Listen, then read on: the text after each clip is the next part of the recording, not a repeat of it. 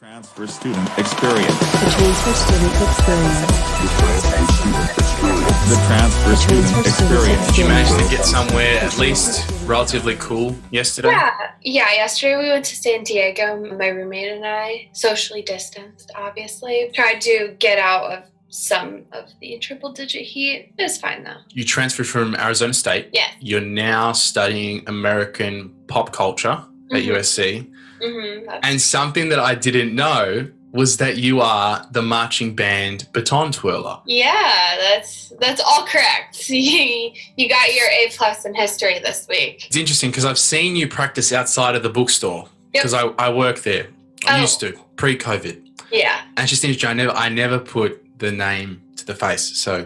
Oh, that's okay. It's nice to have a separate personality every once in a while, so people see me at like performances and functions and they think that it's like a separate person. So I like being able to just turn off from that. It's a fun time. I keep saying I feel like Hannah Montana. Your alter ego, the baton twirler, yes. Yes, 100%. That was the goal for me. I guess backstory to all of that is I always wanted to twirl at a big university. I told my parents probably when I was like 12 or 13 that I wanted to go to a competitive school. So I wanted to be smart, apparently. I wanted a team that had a big marching band, something that was on the West Coast, and a football team that could win the national championship. And those were exact words. And my dad kind of was like, that's USC and that's it. And I was like, well, then that's where we're going to start. And that's going to be the end goal. So I was a freshman applicant as well, thinking I was going to apply to Marshall, do business administration. And I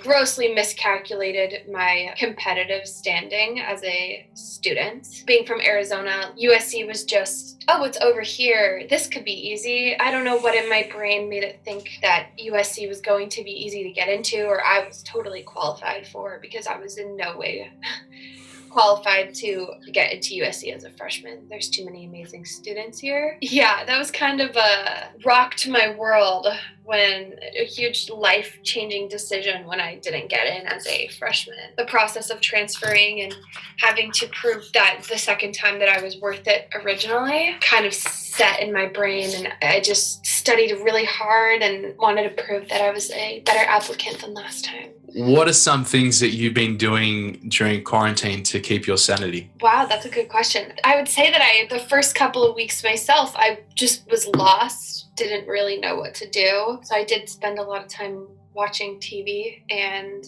I was staying with my parents in Arizona because all my family is still there, and it wasn't too hot yet. So when I wasn't studying and stressing about what the next step is because of COVID, I was doing my daily practicing before it got to be 115 degrees outside. Once I figured that this wasn't going away for a while, I kind of had to think about how to structure my day that it would include stuff that I would do pre-COVID. Always make sure I practiced and stayed on a nice structure. Got up not at noon. Arizona before, I want to say like May or June, the COVID rules, people didn't really know what the rules were. So stuff was reopening. Made it a point to go out every day, obviously safely and not coming in contact with too many people, but just getting out of the house and feeling like I accomplished something in the day. And then working remotely. I work for the marching band. How does that work, working remotely? I was doing a lot of like data, computer work, filling in, trying to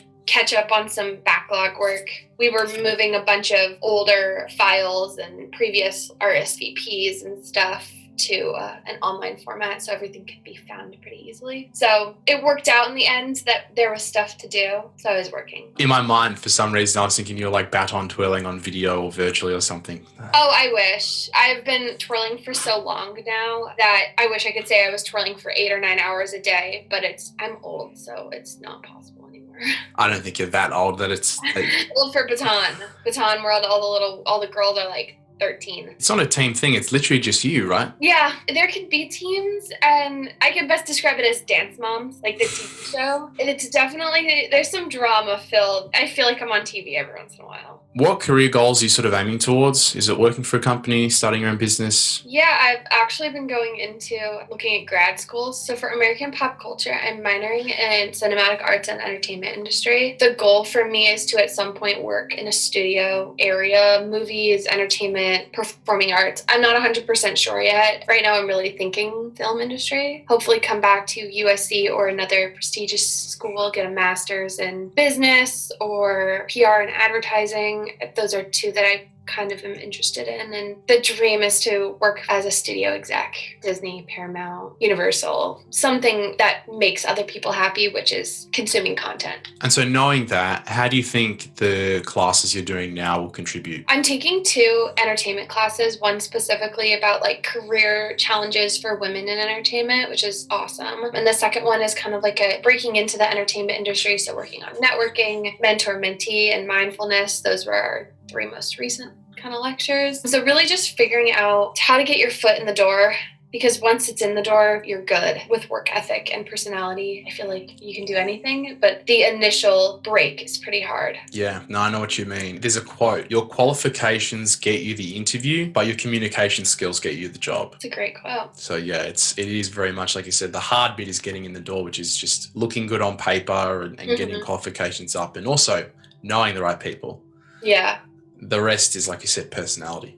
Yeah, and I think USC and the Trojan family specifically was a huge weight lifted off my shoulder once I did get accepted, knowing that there would be somebody that would take me in and help me, guide me into any direction, job that I'm looking for. What was the most difficult part of ramping up as a transfer? Definitely time management. My first year at Arizona State, I worked 3 jobs, practiced 20, 30 hours a week, and went to school full time, which sounds insane because it is. But I worked really hard and I learned time management from it, which helped me not only write better essays and reflect on the fact that I did get rejected the first time coming to USC. It made the chance that I would get rejected as a transfer less about who I am as a person and who I've grown to be, and more, I'm just not their cup of tea and we have to just move on from that. It definitely was learning also a little bit how to adult. My roommate is also a transfer from here in LA County, and we've talked about how it's more like we weren't ready for USC as freshmen. We weren't emotionally, financially, whatever the reason was. There was a reason why USC wasn't in our cards as freshmen. And once you accepted that and are grateful now that you're here, it makes the what ifs a lot less daunting, like always in the back of my brain. Right. It's whatever happened was meant to happen. I like to think that way now. And so you mentioned adulting, and you also mentioned that obviously you were living at home when you went to Arizona State. What was that transition like, coming to LA, living on your own, having to cook for yourself? I don't know if you're ever on a meal plan. But I was living in one of the on-campus apartments, so we had a small meal plan. But yeah, what was that like transitioning to that independent lifestyle? It was a little hard, really hard. It kind of flipped, so the time management I had down. I knew when I needed to study and how much practice I still needed to do, and making sure I came to class. I made the mistake of picking in 8 a.m. on Mondays and Wednesdays. We didn't learn from that, but it was really hard transitioning as to I didn't have a car my first semester here. I was so used to having the independence of having a vehicle when I was in Arizona, and also not having my parents. There was a problem, or maybe not having enough money to pick up the rest of my groceries for the week. And granted, they were helpful in that, but it was stressful. It was really stressful. Also, remembering how many days it's been since I've done laundry, and the fact that the laundry machines never worked. I feel like those are all really common struggles from students just transitioning from living at home to living away. But as a transfer, I felt a little behind. I felt like I didn't have it all down, whereas maybe the people that had gotten in as freshmen, experienced it at 18, whereas I was a little behind the 8 ball. Yeah, it's definitely the little conveniences that I think people miss once they're gone. It was definitely nice being cooked for when I was home, because I was also home from shutdown to August pretty much the entire time. And so it really was nice to not have to buy groceries, not have to remember to put laundry away, not having to spend so much money on gas. What communication challenges did you face at USC? And what would you wish that the transfer student community as a student org could have made more clear for you or could have done better? I was a sophomore fall transfer, but because some of my problems with a couple of classes not transferring from ASU to USC, I was still technically at a freshman standing. It was easier because I was in band and they go off of like years in seniority in the band. I was a freshman in band. So most of the time I would just say I was a freshman because it was easier than explaining my situation. I did join the transfer student community. I had a mentor. She was great. I wish I had utilized her a little bit more. It was so new though by the time when I had gotten here. I don't blame the transfer student community for me having this weird disconnect with the university rather than just I came in at a bad time. And it was easier just to say I was a freshman. I do wish that USC specifically would include their transfers more in like welcome week stuff because it is geared towards freshmen. I didn't get to participate in most of the welcome week stuff because band camp ran simultaneously. And after being in the sun for 15 hours, you just really didn't want to go meet people. You had plenty of friends by that point suffering in the California heat. So it wasn't built up yet as a student organization. I do also wish, because we do have such a large community of transfers that come here, whether they're sophomores and juniors, just even more opportunities and embracing the transfer community more. I feel like there isn't a lot of that now still. I mean, obviously you're in band, so that was a great place to make friends. How did you sort of navigate that whole process of just making friends and finding that group? It took me, I want to say, like 5 or 6 months. I was fortunate enough and recommend anyone who wants to have instant friends to join the marching band because you really do feel like you're part of a family and you're part of something. Plus, getting to go to every football game and travel, pretty awesome. That was the easiest thing for me, was to make friends. I did just have to learn how to speak up and be comfortable with myself. And I would also think that I had gotten better at that because I was a transfer and I had to go to another school first. So I had to make this group of friends and peers that were in my major in ASU and then scrap it and meet people at USC now too. Really just be open and be yourself. Don't put on like a front or a face because it's really exhausting to put on a facade and a mask when meeting people, whether it's because you feel insecure or, USC is full of beautiful, smart people and it can be a little intimidating as a transfer. People already have their established friend groups. They already have these things that, again, make them feel ahead and just being open and upfront, confident. And so what did you feel made you stand out in the application? I mean, what's a point about yourself that you really drove in your essays? I reflected on facing adversity as I had gotten rejected and I flipped my life a little bit and I didn't go in with this arrogance, I guess is the best word. I was humbled by being rejected, thinking that I had it all and I didn't. I wasn't the right applicant at the right time. That was one of them that I had mentioned. I had been in contact with the marching band on and off when I was in high school because when you're a twirler, I don't want to say recruitment because that's not the right word, but you kind of get to pinpoint what schools are best for you and communicate with the band and the people who are in it to see if you can get in and they will welcome you with open arms, which the band did for me, which is great. So they had kind of known me for a few years now. By the time I had been accepted, knew me as a person. I've been fortunate enough to sit down and talk with Dr. Bartner, band director. I want to say a couple of weeks after I'd gotten my appeal for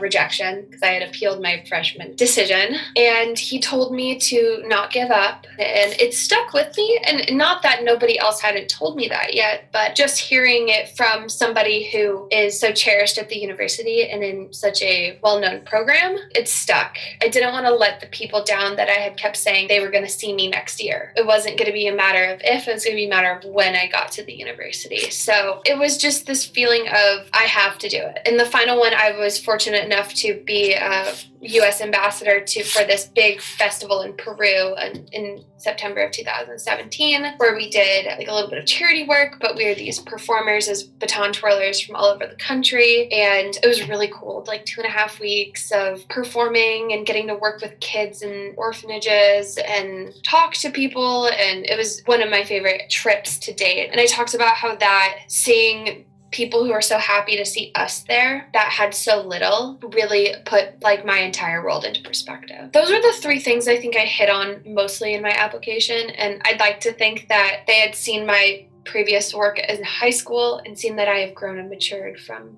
the experience. Knowing what you know now, if you could go back in time and give a younger Emily some advice, what would you tell her? First, study for the SAT harder, because maybe this experience would be quite different in this alternate reality. But I think it would just be to trust the process and to never give up and to not be so afraid of people telling you no. Because when I was younger, I was so worried about elders and people who were in a higher position of power that they weren't going to like me and they weren't going to accept me as a viable candidate, applicant, student. Just that you need to be your authentic self earlier. It would save a lot of stress and a lot of tears. Thank you so much for talking with me. Thank you. Looking forward, hopefully, to speaking with you sometime in the future. Yeah, I love that. Experience. The transfer student The experience. transfer student